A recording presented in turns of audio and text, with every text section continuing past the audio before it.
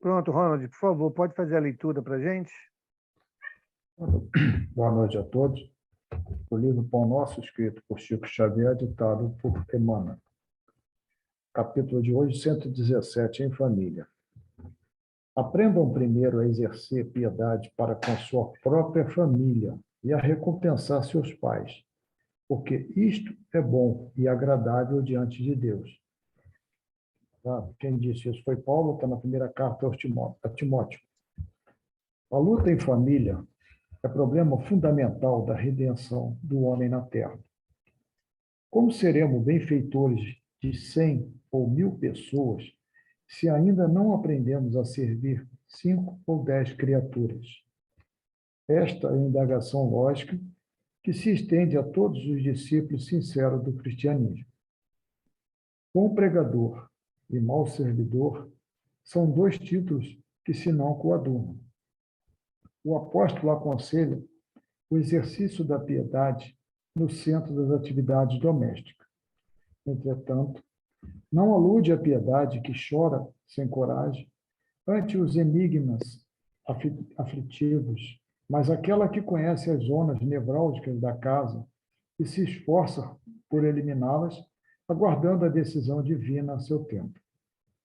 Conhecemos numerosos irmãos que se sentem sozinhos espiritualmente entre os que lhe agregam ao círculo pessoal, por meio dos laços consanguíneos, entregando-se, por isso, a lamentável desânimo. É imprescindível, contudo, examinar a transitoriedade das ligações corpóreas, ponderando que não existem uniões casuais no lar terreno. Preponderam aí, por enquanto, as provas salvadoras ou regenerativas. Ninguém despreze, portanto, esse campo sagrado de serviço, por mais se sinta acabrunhado na incompreensão. Constituiria falta grave esquecer-lhe as infinitas possibilidades de trabalho iluminativo. É impossível auxiliar o mundo quando ainda não conseguimos ser úteis nem mesmo a uma casa pequena, aquela em que a vontade do Pai nos situou, a título precário. Antes da grande projeção pessoal na obra coletiva, aprenda o discípulo a cooperar em favor dos familiares no dia de hoje, convicto de que semelhante esforço representa realização essencial. Terminada a leitura. Resumindo, a família é o nosso primário, né, em nossa evolução espiritual, comparando-se como se fosse assim, né, a nossa trajetória de aprendizado, né? A família é o primário, é ali que a gente começa a encontrar as divergências, aprende a superar as dificuldades, aceitar ao outro, né? Para que depois, então, a gente consiga tentar, como ele diz, cuidar do mundo, penso eu, né? Na verdade, a gente tem a família como um laboratório, né? Onde nós vamos ali experimentar, ensaiar, testar uma série de situações as quais nós precisamos ou amadurecer, ou conhecer, ou vencer. E aí, no meio da família, é onde todos esses ingredientes estão presentes. A gente sempre fala que não há como nós nos melhorarmos como pessoa se não formos testados naquilo que precisamos avançar, né? Então, como vai ser testado, a gente dá sempre esse exemplo, né? Como nós vamos ser testados na paciência se não tivermos no nosso meio aquelas pessoas que vão nos testar a paciência? Não tem como avançar. Por isso temos as dificuldades. Isso falamos da paciência, mas existem tantas outras situações que nós precisamos e pedimos para sermos testados e as condições não são ofertadas, né? Agora, como é que nós agimos diante dessas mesmas oportunidades? Então, graças a Deus, nós estamos tendo esse banquete de conhecimento que a doutrina espírita nos dá, para nos ajudar, uma vez compreendendo que o processo se dá dessa forma, olharmos para nós mesmos e saber, poxa, será que eu estou aproveitando essa minha oportunidade ou eu a estou descartando? Aí é uma resposta que só nós mesmos poderemos encontrá-la em nós, né? Alguém gostaria de comentar mais a lição? Então vamos à nossa... Só lembrar, né, Mauro, que se eu estiver descartando, eu vou ter que recomeçar o processo de onde eu parei. E talvez em situações ou menos agradável, digamos assim, né? Com uma dose maior de paciência. Então, é um esforço que precisamos fazer continuamente. Claro que nem sempre conseguimos, ou na boa parte das vezes não conseguimos. Aí vamos ensaiando, como você disse, vamos ensaiando, e vai 1, 2, 3, 10 vezes, até que um dia a gente assume isso direitinho, como deve ser feito. Verdade. Diga, Silvânia.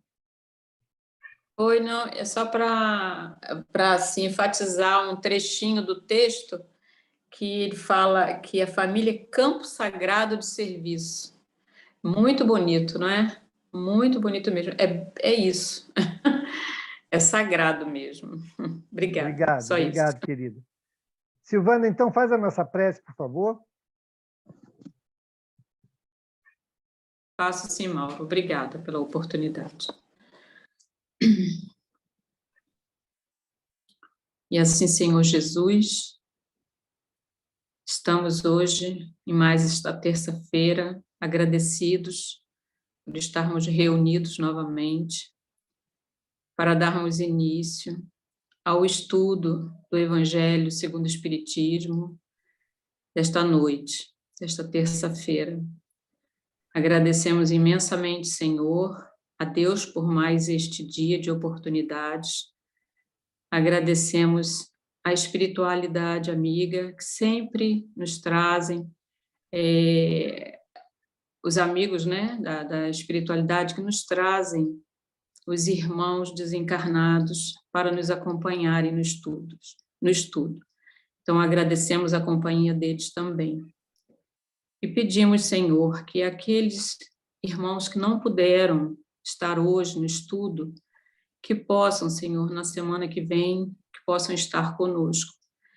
E que possam, de onde estiverem, que possam receber nossas boas vibrações.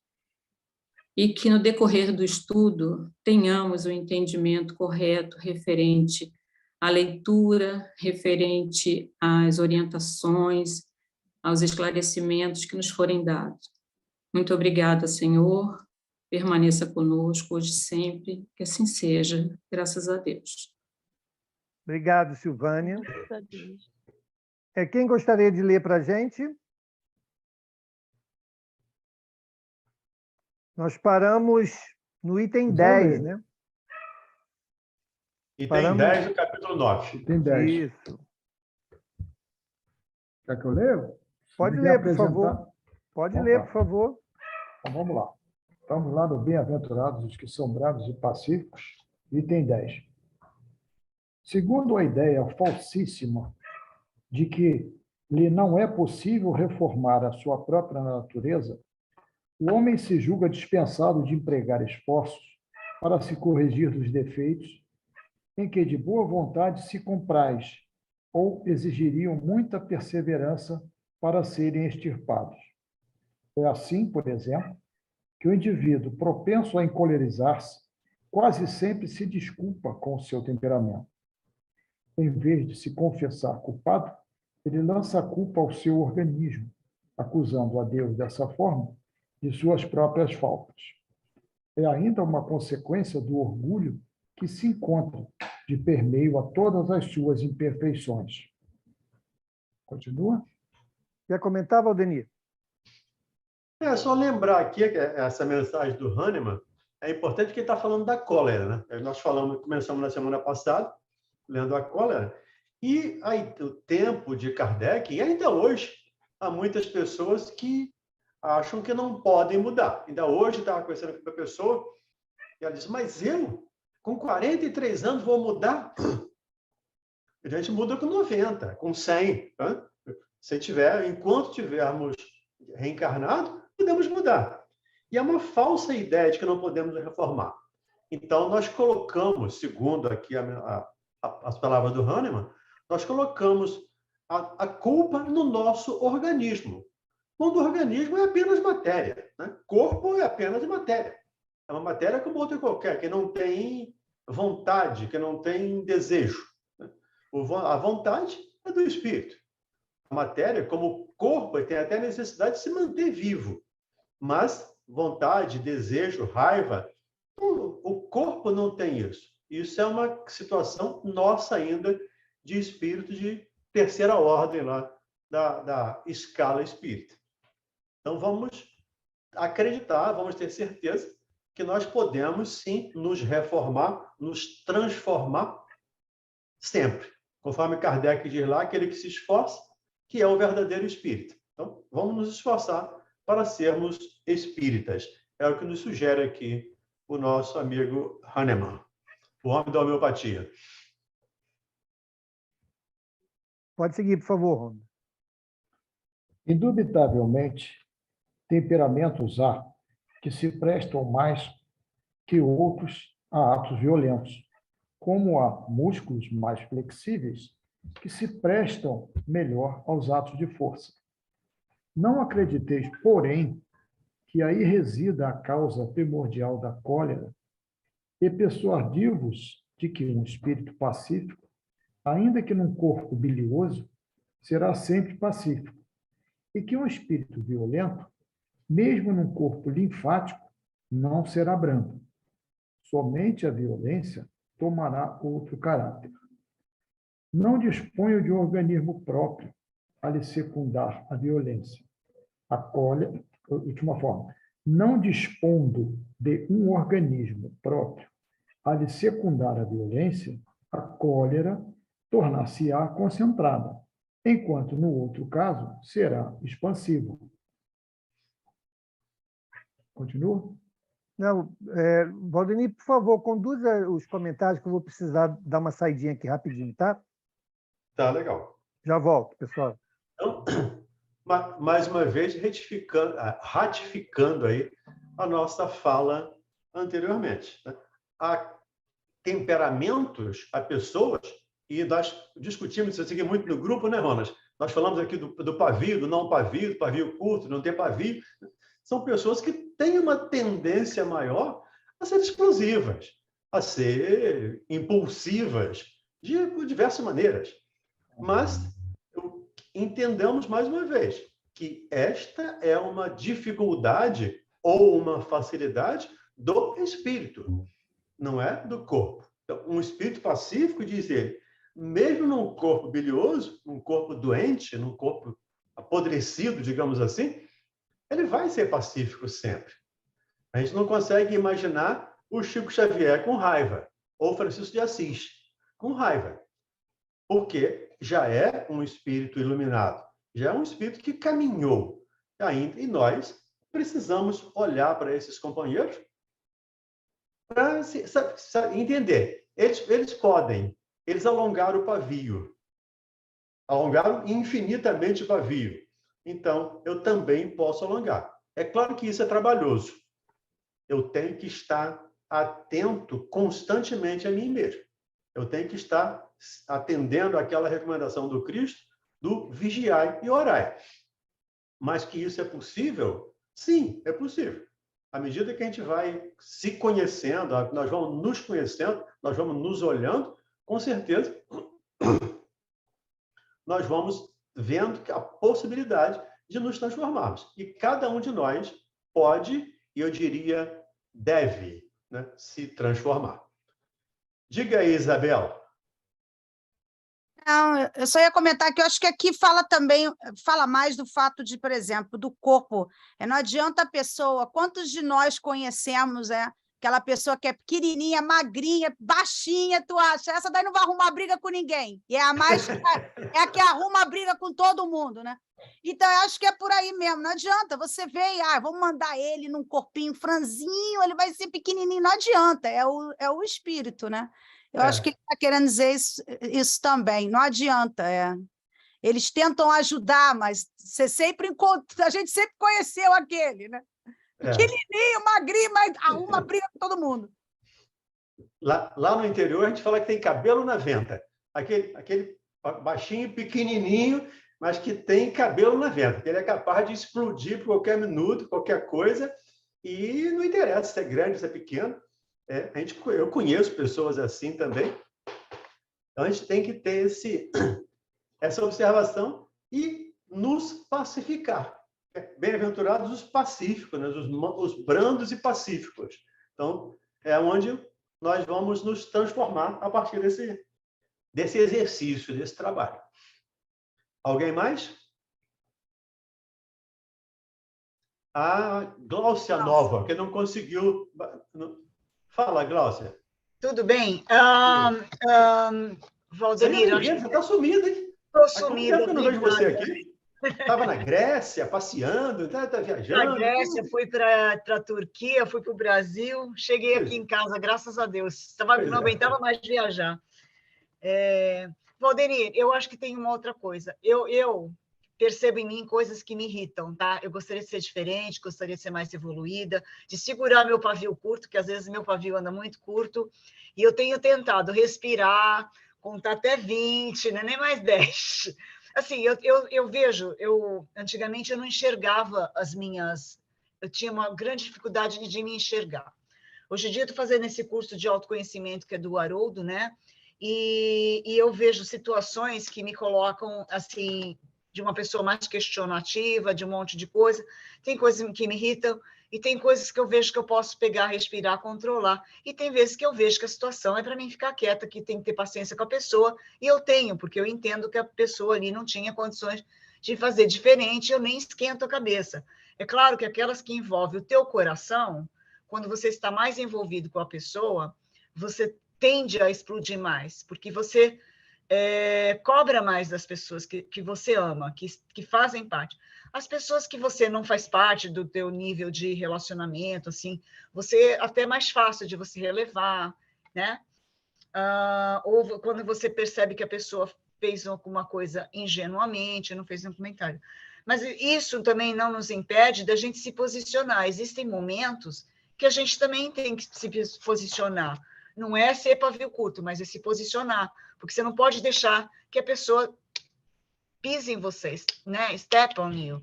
Porque você tem uma coisa, é você estourar, e porque você não soube falar, não soube se expressar. Mas existe um momento, por exemplo, num relacionamento, marido e mulher, tem coisas que você tem que se posicionar. Porque se você não se posicionar, você se apaga na relação. Entendeu? Então, é claro que a gente tem que fazer de um jeito que você não perca a calma, que você não perca a razão, mas não é se anular, entendeu? Não sei se eu peguei aí o bonde andando, estou sentando na janelinha. Não, tudo bem, é isso. Tem um ensinamento evangélico que, enfim, acho que esclarece isso bem. Então, Jesus diz lá: tenha a mansidão das pombas, mas tenha a prudência das serpentes. Então, isso é uma questão de autodefesa. Nós precisamos nos defender. O problema, muitas vezes, e por favor, não estou falando de você, o problema, muitas vezes, é que nós atacamos, dizendo que estamos nos defendendo. Às vezes, nós impomos, ou tentamos impor, dizendo que estamos expondo. Expor é uma coisa. Eu não estou falando nesse caso, não. Eu estou dizendo o contrário, por exemplo... Não, eu entendi a tua fala, eu estou ampliando a fala para que... Porque eu vejo também, quando eu estou errada, Nossa, eu sou a primeira pessoa a chegar a falar, que nem hoje, eu agi errado com uma colega minha, uma pessoa que eu admiro. Mas eu estava, assim, tão irritada, tão nervosa, e pior que eu escrevi tudo, né? Depois eu falei para ela, você é uma pessoa tão bacana, me perdoa, eu fui rude, eu não quis me expressar assim. Ela nem me respondeu, eu respeitei, entendeu? Mas eu estava errada. E eu peguei e falei, não, me desculpa, eu estava errada. Eu assumi o meu erro. Agora vai da parte dela querer perdoar ou não. Mas, assim, em relação a relacionamento, Valdenir, eu já tive problemas, assim, meu esposo, que eu fui... Congelou a assim, Glaucia. Tá, você congelou aí. O esposo congelou ela. É. Foi falar do esposo, foi congelada. Congelaram ela. conversar, e assim, com dignidade, lógico. Ninguém vai sair por aí. Eu congelei? Desculpa. Você congelou. A partir do... Congelou. Falei, seu esposo congelou, aí você eu não quis contar. Não, assim, num relacionamento, a gente pode, assim, ter jeito de falar, mas você nunca pode, num relacionamento, se anular. Você precisa pôr os teus coisas.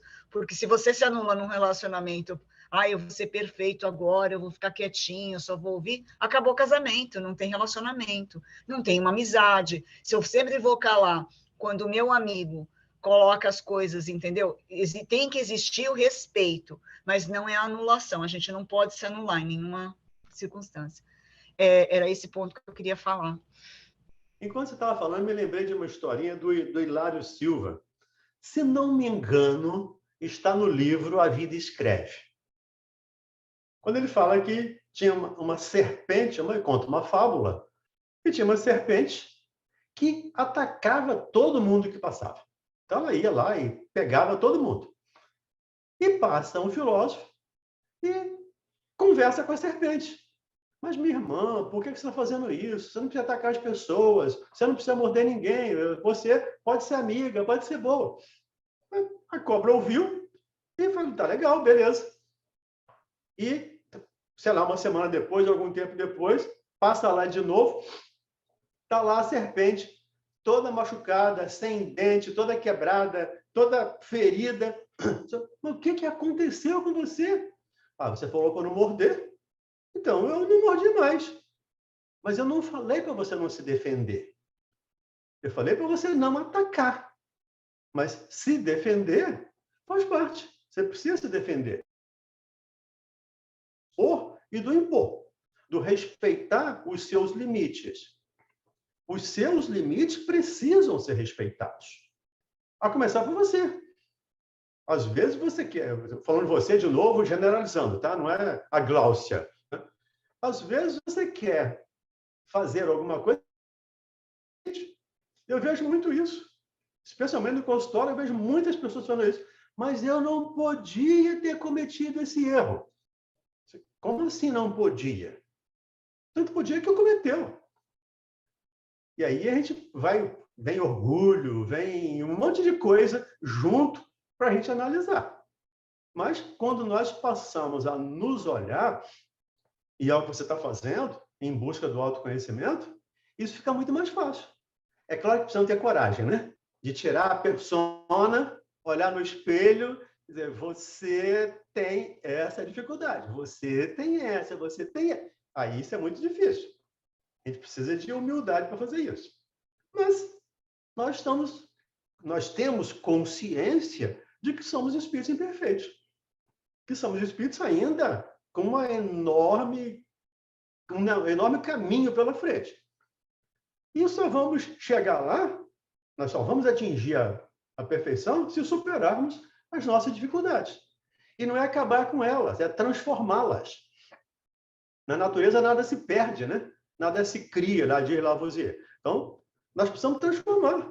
Lá no capítulo 8, capítulo 11, item 8, o Lázaro diz que o sentimento são os instintos que se elevaram à altura do progresso realizado. Então, eu vou transformando instintos em sentimento. Eu vou transformando raiva ou agressividade, raiva não, mas agressividade, em ação, em servir, em trabalhar, em ajudar. E com isso a gente vai se transformando aos poucos. Diga aí, Bebel. De novo, voltando ao que a Cláudia estava falando, que, por exemplo, realmente não é o caso aqui, né? Você se impor, no caso que está falando, você botar o seu ponto, eu não vou me anular. Ninguém falou para você não brigar pelo que você acha que é certo, mas o como você faz, que numa discussão, ainda mais que você está falando, entre um casal ou um amigo, você está botando o seu ponto, mas no momento que você botou a raiva, que aqui fala da cólera, aí você já perdeu a briga, já perdeu o seu ponto.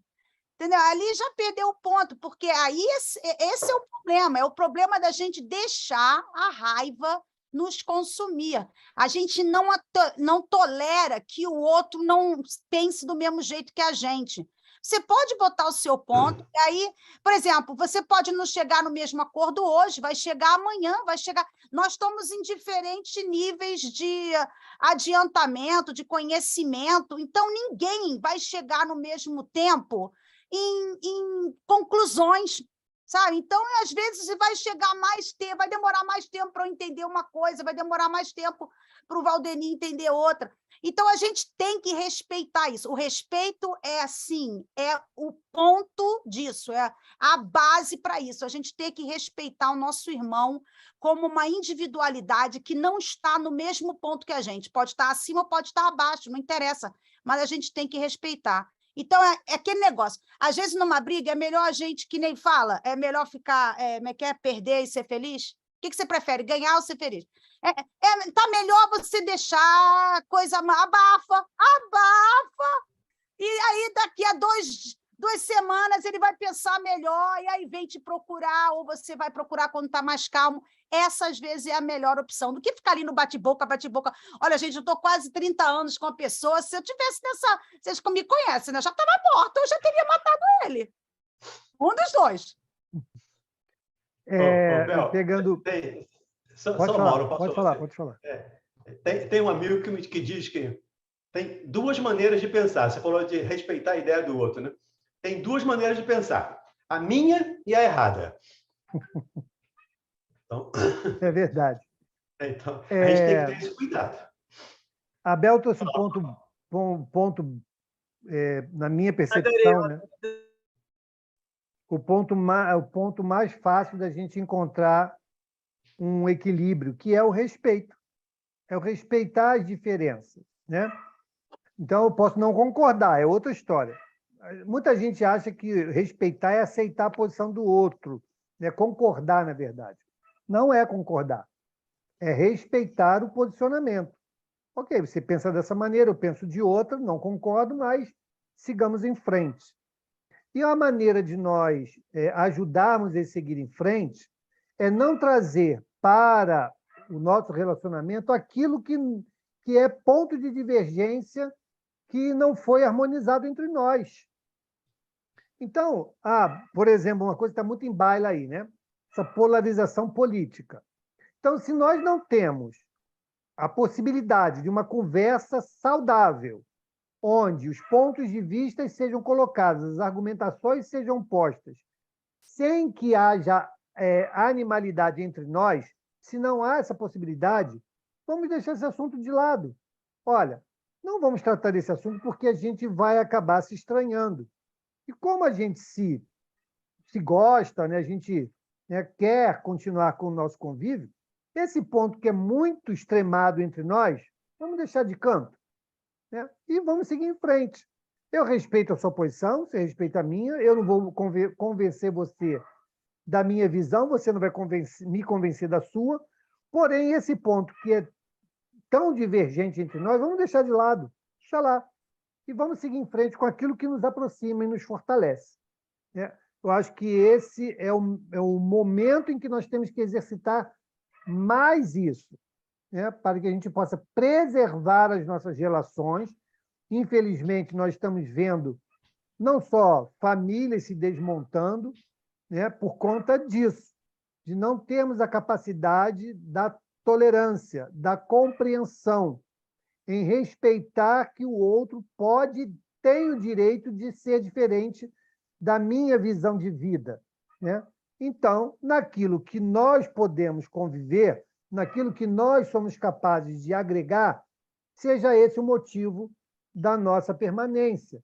E aquilo que aí é tão distante, né, da minha visão e da outra, a gente deixa de canto porque nós não vamos mudar ninguém. A gente cansa de falar isso aqui. Nós não vamos mudar ninguém. Então, eu posso, se eu quero continuar uma boa relação com a Gláucia, e a gente tem uma divergência em determinado ponto, não vamos tratar desse assunto. Vamos seguir em frente, vamos ver que aquilo fica de lado.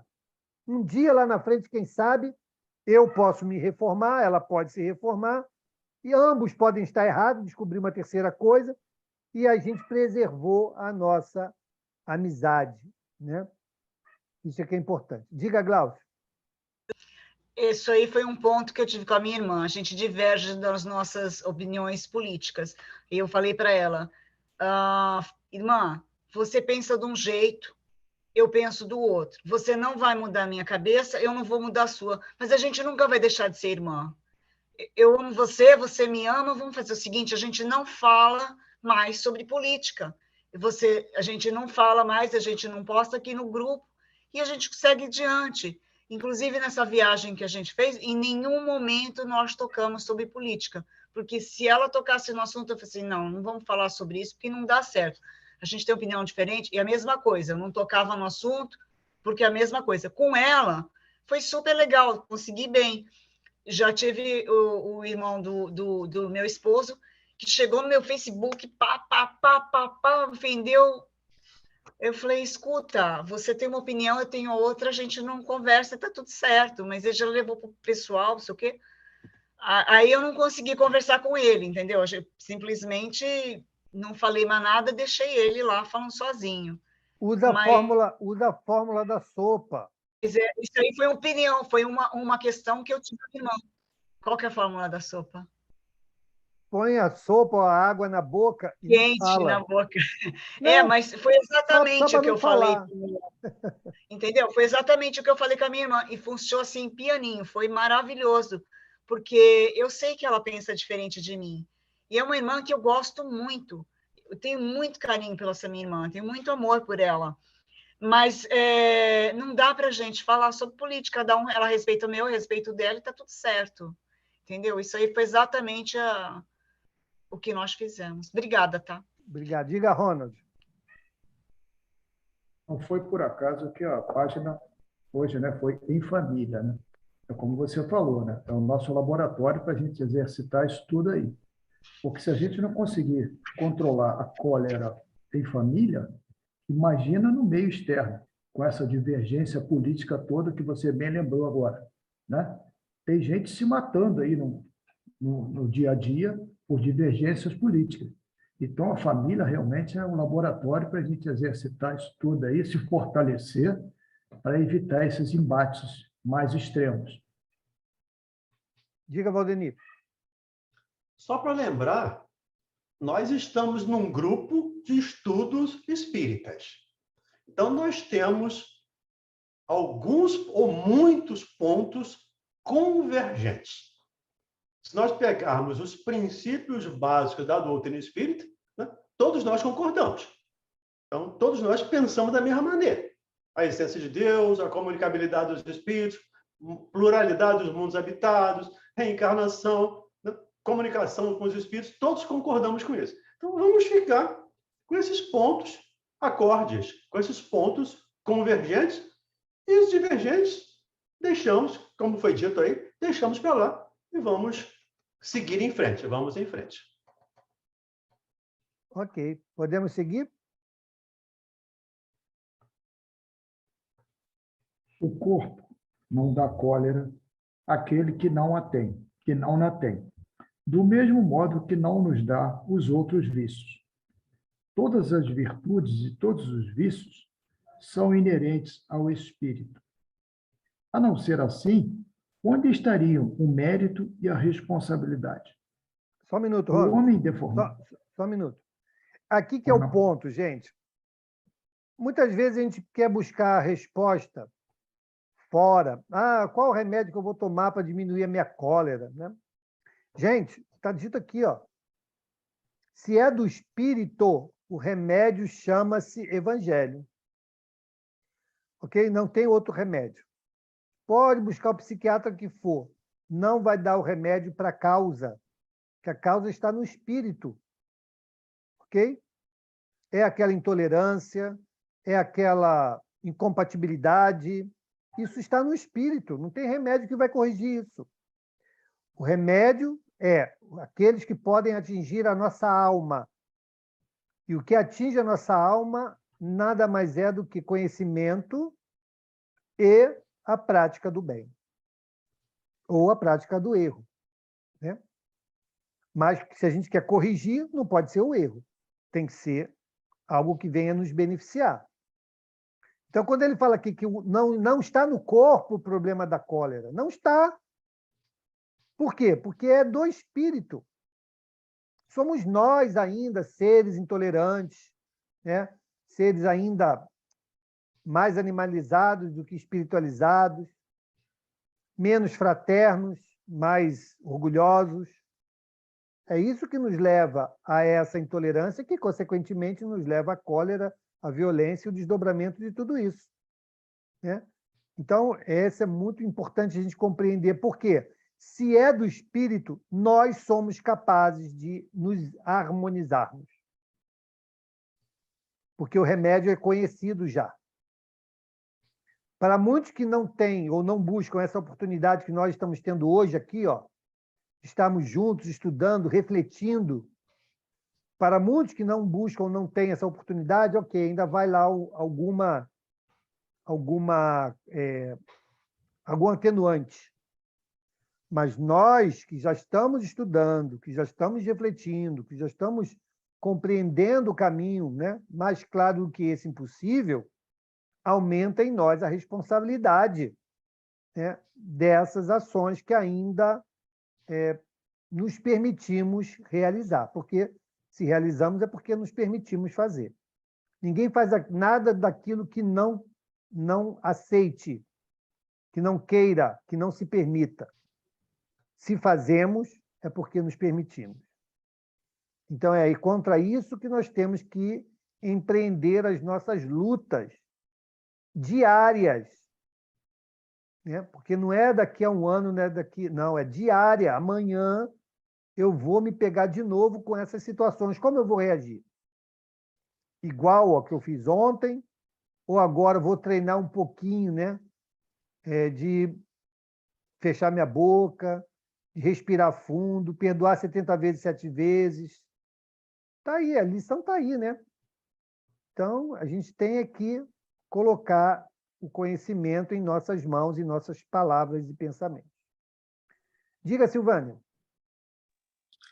Mauro, você me fez lembrar aqui com suas palavras a importância também, né, da questão da orientação que nós, pais, damos aos nossos filhos, né? Porque tudo é um exercício mesmo, né? Nós, quando crianças, nós somos em 5 filhos. E o meu pai saía para trabalhar cedo, voltava sempre, a gente só via o papai à noite, né? Na janta, né? Na hora de jantar. E quando às vezes tinha aquela reclamação da mamãe, tipo, fulano tá de mal com ciclano, né? E aquela coisa enjoada, né? De filho, criança.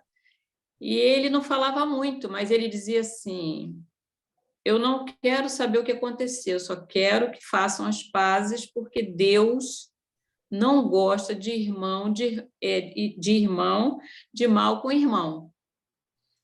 E a gente não precisava meu pai falar muito, só com aquele jeitinho dele firme, a gente já tratava de dar um jeito de fazer as pazes, né? E nós fazíamos. Hoje a gente não tem nosso pai mais aqui fisicamente, né? Óbvio que ele está por perto, mas eu hoje tenho o estudo, que recentemente eu até agradeci a vocês pela oportunidade, mas eu tive isso na infância.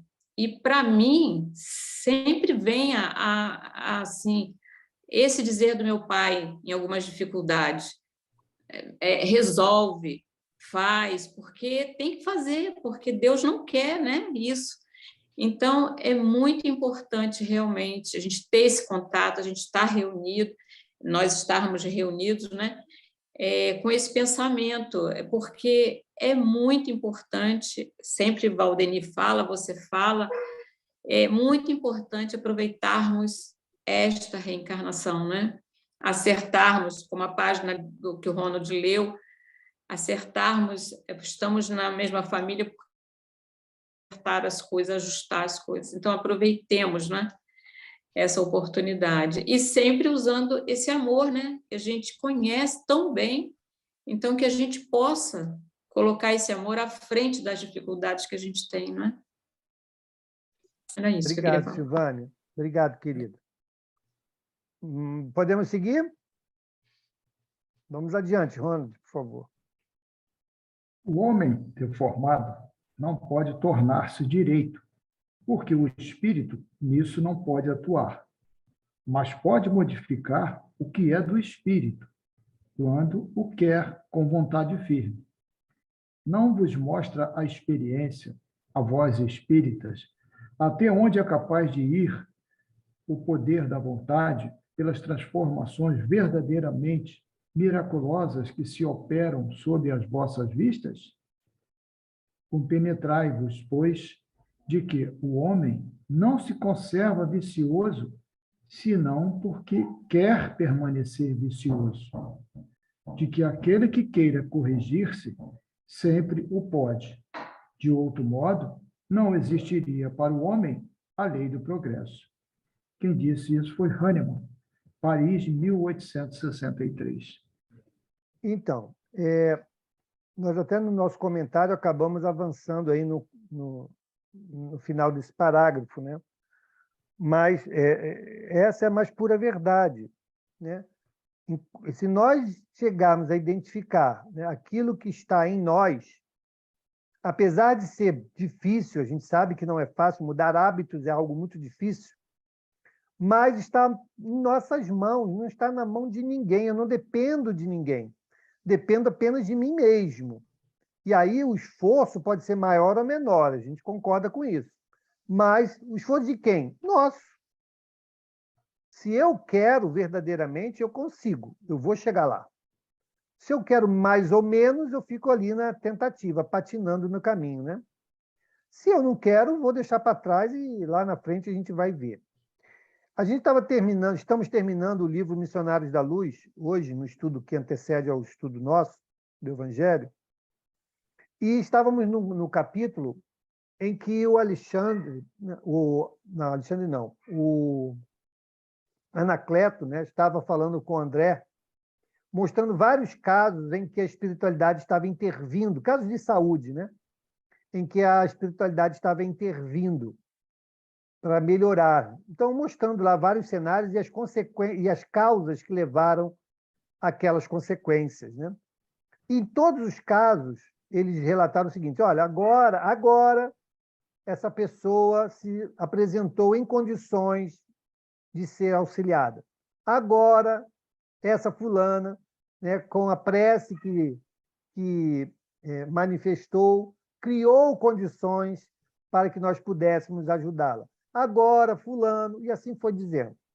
Então, em cada caso onde a espiritualidade pôde intervir, né, de forma direta, magneticamente, para mudar o panorama de saúde daquela pessoa, porque era fruto, né, de questões pessoais mal conduzidas e que trouxeram como reflexo um problema orgânico, em todas elas, invariavelmente, teve o contexto, né, da participação daquele indivíduo na mudança do seu panorama mental, emocional, né? E isso é o que nós temos que fazer, né? Então, muitas vezes, nós estamos alimentando, nós estamos criando as nossas dificuldades. E, graças a Deus, nós temos a doutrina espírita que nos alerta quanto a isso. Não é uma questão de fanatismo, não, é uma questão de reflexão, de lógica, de coerência. A gente chega à conclusão, sim, muito exata das consequências do que estamos vivendo se nós fizermos com honestidade o caminho reverso. E nós vamos encontrar, foi esse ponto. Esse ponto startou o problema que eu vivo hoje e que ainda está mal resolvido em mim.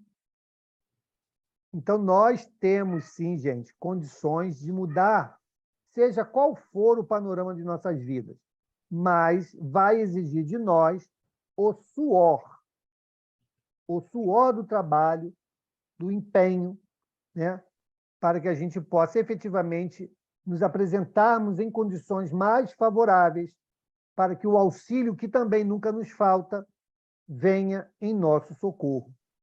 Isso é muito importante, de nós termos essa consciência para que a cada novo momento, a cada novo dia, cada nova oportunidade que surja, nós podemos nos apresentar de maneira melhor, mais equilibrada, com resultados mais positivos. Diga, Valdemir. Só lembrando aí que no final desse parágrafo, ele é muito... No final da mensagem, o Hahnemann é muito feliz quando ele diz: se tiver boa vontade, se efetivamente tiver vontade, se quiser, é capaz de mudar. O problema é que, muitas vezes, nós nos enganamos. Nós dizemos que temos vontade, mas, em realidade, não temos. E eu já acho que até contei aqui, não sei se foi aqui ou na rádio, a gente fala em tantos lugares que eu não sei se foi aqui. Mas eu perguntar uma pessoa com essa dificuldade, eu perguntar: mas você quer efetivamente transformar isso? E ela responde: eu preciso. Então eu pergunto se ela quer, ela diz que precisa. São dois verbos completamente diferentes. Porque precisar, eu sei que ela precisa. Eu estou vendo, está óbvio. Mas ela tanto não quer que ela não é capaz de expressar, de verbalizar o verbo, me permita aqui a redundância. O verbo, eu quero.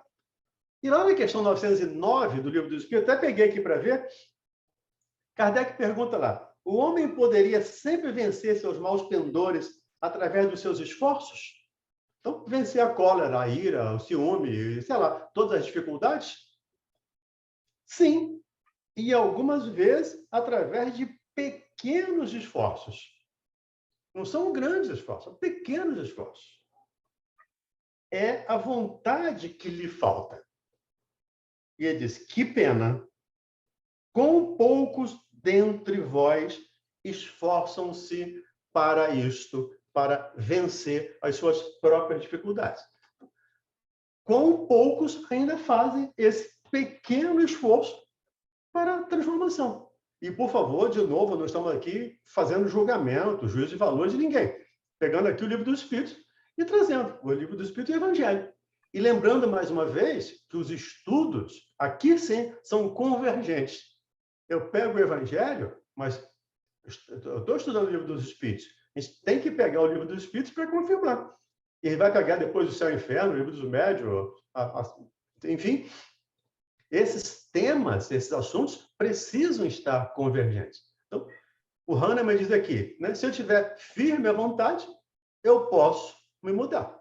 Lá na questão 909, ele diz: eu faço muito pouco esforço. Eu não sei nem se foi o Hahnemann que respondeu também lá, mas eu faço muito pouco esforço para me mudar. Se eu fizer, com certeza, eu consigo me transformar, sim. É uma coisa que ainda não decidimos efetivamente. Ok, mais alguém? Podemos seguir? Vamos adiante. Nós vamos entrar agora no capítulo 10. Bem-aventurados os que são misericordiosos. Ele vai falar sobre perdoai para que Deus vos perdoe, reconciliação com os adversários, o sacrifício mais agradável a Deus, o argueiro e a trave no olho. Não julgueis para não seres julgados. Atire a primeira pedra àquele que estiver sem pecado. E no final tem as instruções dos Espíritos. Perdão das ofensas, a indulgência, e é permitido repreender os outros, notar as imperfeições de outrem, divulgar o mal de outrem. Então vamos lá. Primeiro, perdoai para que Deus vos perdoe. Item 1. Bem-aventurados os que são misericordiosos, porque obterão misericórdia. Isso está em Mateus. Item 2. Se perdoardes aos homens as faltas que cometeram contra vós, também vosso Pai Celestial vos perdoará os pecados. Mas, se não perdoardes aos homens quando vos tenham ofendido, o vosso Pai Celestial também não vos perdoará os pecados. Isso também está em Mateus. Item 3. Se contra vós pecou o vosso irmão, ide fazer-lhe sentir a falta, em particular, a sós com ele. Se vos atender, tereis ganho o vosso irmão. Então, aproximando-se dele, disse-lhe Pedro: Senhor, quantas vezes eu perdoarei o meu irmão quando houver pecado contra mim? Até 7 vezes? E respondeu-lhe Jesus: Não vos digo que perdoeis até 7 vezes, mas até 70 vezes 7 vezes. Isso também está em Mateus. Quer comentar, Valdir? Fica à vontade. Só lembrar aqui, especialmente nesse item 2 aí que o Ronald leu. Né? Se perdoardes os homens as ofensas que vos fazem, também vosso Pai Celestial vos perdoará as ofensas, os vossos pecados. Mas se não perdoardes aos homens, tampouco vosso Pai vos perdoará. Isso aqui, gente, precisamos entender isso aqui não literalmente. Tá? Porque então, aqui está dizendo que se eu não perdoar, não é Deus. É a lei de Deus que ele nos ensinou, que Jesus nos ensinou. E lá na oração dominical, o chamado Pai Nosso, o que é que ele nos diz lá? Perdoa as nossas dívidas, assim como perdoamos aos nossos devedores. Então, perdoa as nossas dívidas na proporção que nós perdoarmos. Então, não é Deus que não me perdoa, sou eu que não me perdoei. O responsável por esse perdão sou eu. Deus não perdoa ninguém porque ele não se ofende. Mas nós precisamos entender isso. Eu só vou ser perdoado por mim mesmo no momento que eu perdoar. E, de novo, é convergência dos ensinos. Lembrando aqui a fala de Francisco, o de Assis. É perdoando que se é perdoado. Amando que se é amado. Então, a gente tem essas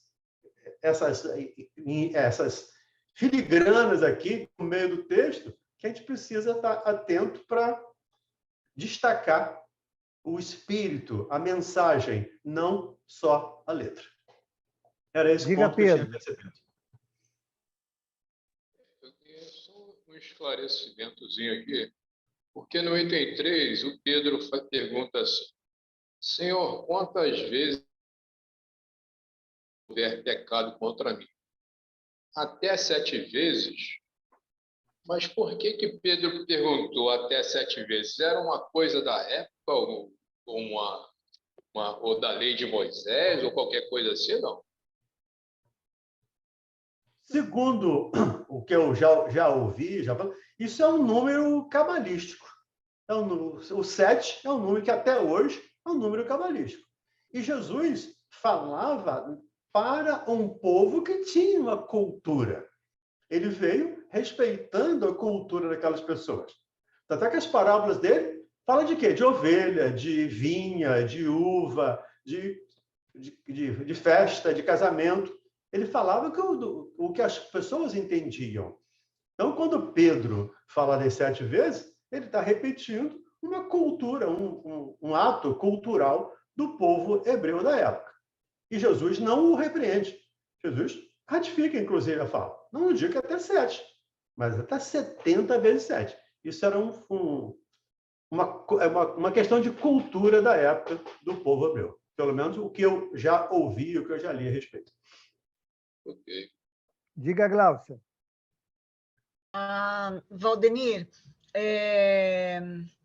duas coisas. Uma é quando se fala de se auto-perdoar. Eu acredito que o perdão, a primeira pessoa que se é beneficiada com o perdão sou eu mesmo, porque a partir do momento que eu estou perdoando, eu deixo de ficar com aquele pensamento martelando em mim, com aquela coisa, aquela ira, aquela raiva. Aquilo lá, para mim, acaba, porque eu resolvi perdoar, eu não estou mais na vibração, problema da outra pessoa, né? de fazer aquilo. É uma das coisas que o primeiro beneficiado com o perdão somos nós, porque você se desliga do problema, né? Deixa cada um com sua responsabilidade. E quando você... A segunda questão é, quando você fala a prece do Francisco de Assis, é perdoando que se é perdoado, é amar que se é amado. A gente pode entender isso, que quando a gente perdoa, a gente se sente, ou quando a gente ama, a gente também se sente merecedor disso, porque antes da gente amar, a gente não se sente merecedor, então a gente não recebe. Posso entender assim ou estou viajando? Vamos ver o item 1 aqui? Tá. O item 1 que o Ronald acabou de ler.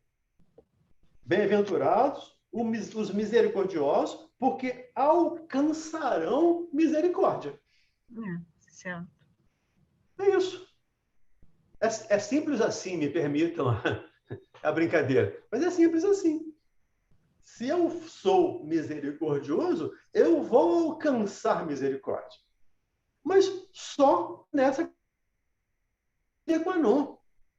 Se eu não for misericordioso, se eu não perdoar, eu não serei perdoado. Mas não é por Deus.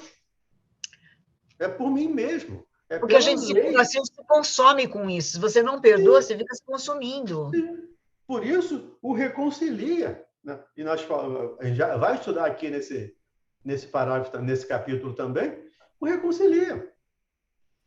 Reconcilia-te.